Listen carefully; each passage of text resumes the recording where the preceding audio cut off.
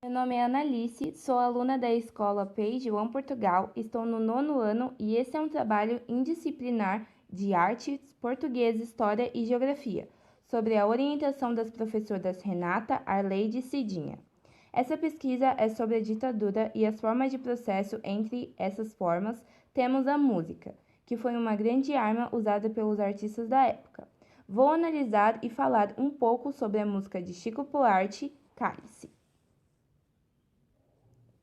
Quando falamos em música da ditadura, é comum lembrar de Cálice. Afinal, Chico Buarque é um compositor incrível e criou letras fenomenais para criticar um dos períodos mais duros da história brasileira. Agora, iremos fazer uma breve análise da música Cálice. Pai, afasta de mim esse cálice de vinho tinto de sangue. Esse primeiríssimo verso é uma passagem bíblica. Vem de Pai, se queres, afasta de mim esse cálice. Marcos 14:36. Com uma pequena alteração, a referência é feita de um jeito interessante e aparentemente católico, mas na verdade a crítica é ao regime militar. A ideia de cálice nada mais é que um jogo do compositor para driblar a censura. Inclusive, a metáfora do cálice só é utilizada no refrão e em poucos versos. Afinal, cálice, na verdade, é cálice. Ou seja, em pai, afasta de mim esse cálice. Chico pede que possa se expressar em paz. Mas o cantor aproveita o jogo de palavras e estende a ideia. O cálice é manchado do sangue vindo da repressão imposta pela ditadura militar. Como beber dessa bebida amarga, tragar a dor, engolir a laputa? Como aguentar a repressão e prosseguir? Na dor de viver o regime militar, Chico se indaga sobre sua própria energia para sobreviver a essa época tão sofrida. Lembra do vinho tinto de sangue que comentamos ali em cima? Essa bebida amarga que dói e é difícil de engolir. Mesmo calada a boca, resta o peito, silêncio da cidade não se escuta. Apesar de silenciadas, as pessoas não deixam de sofrer, apenas não são ouvidas. A boca está calada, mas a dor permanece.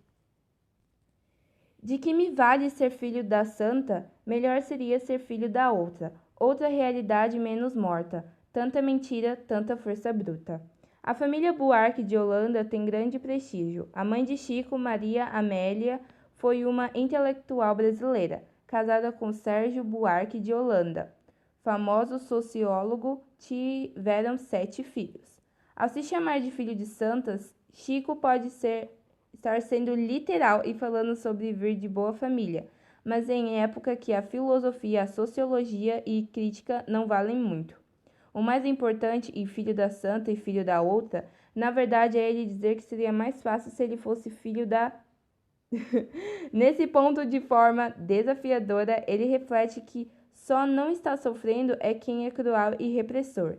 Em tanta mentira, tanta força bruta, o artista critica a alteração da verdade por parte da imprensa, controlada pelo Estado, e, claro, a violência desmedida.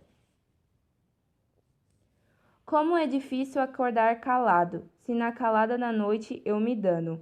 Na época, eram comuns os ataques surpresos da polícia militar, que invadiam casas e tiveram pessoas de suas camas. Alguns eram presos, alguns torturados, outros desapareciam. Enquanto tudo isso acontecia na calada da noite, Chico se via ainda mais angustiado por não poder agir ou falar a respeito.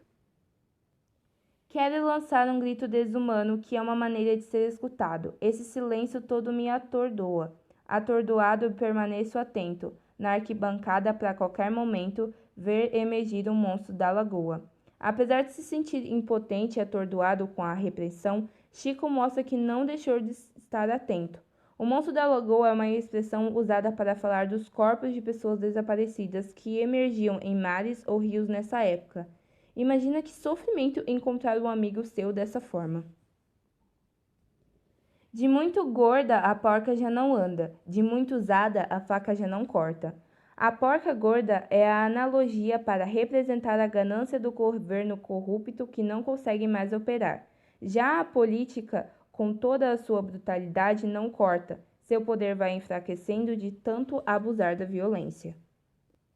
Como é difícil, pai, abrir a porta. Essa palavra presa na garganta, esse pelique homérico no mundo. Com tudo isso acontecendo, fica difícil abrir a porta e sair de casa. É muito sofrimento preso na garganta com as coisas de ponta cabeça. Daí vem o pelique homérico. Tudo estava tão fora do lugar que é como se o mundo tivesse bêbado. De que adianta ter boa vontade? Mesmo calado o peito, resta a cuca dos bêbados do centro da cidade. Não adianta querer se expressar, fazer arte, lutar pela democracia, a sensação de impotência é maior. Além disso, ser que esse verso seja outra referência a uma passagem bíblica que diz paz na terra aos homens de boa vontade. Com o regime militar não adianta ter vontade, pois a paz não vem. Mas a vida boêmia ainda existe. Mesmo que reprimida, o pensamento crítico ainda existe. Mesmo que calados, são esses bêbados o centro da cidade. As pessoas rebeldes que tentam sobreviver em meio ao caos. Talvez o mundo não seja pequeno, nem seja a vida um fato consumado. Aqui surge uma pontada de esperança por parte do compositor.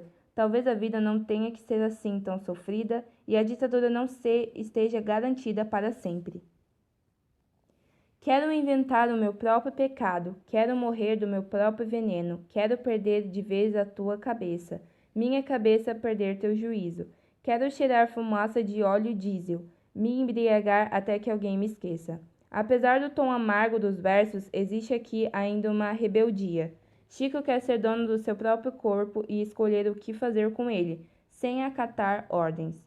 Há ainda uma referência aos métodos de tortura mais comuns da época, como cheirar fumaça de óleo diesel. Fica uma denúncia e tanto, né? A canção foi composta pelo próprio Chico com colaboração de Gilberto Gil e foi submetida ao Fono 73, uma espécie de festival que reunia grandes artistas da grafadora Fonogram. É claro que Cálice não passou pela censura e foi reprovada, mas isso não impediu o artista de apresentá-lo com seu colega e amigo Gil. O resultado é uma letra murmurada por Gil e atravessada pelo próprio Chico, que proclamava Cálice. Ainda assim, o som dos microfones foi cortado em plena apresentação. Tudo isso foi documentado nesse vídeo. Apesar de ser uma história muito triste, é muito interessante aprender sobre esse tipo de música que marcou a história do Brasil. Espero que vocês tenham gostado. Um beijo e até logo. Tchau, tchau!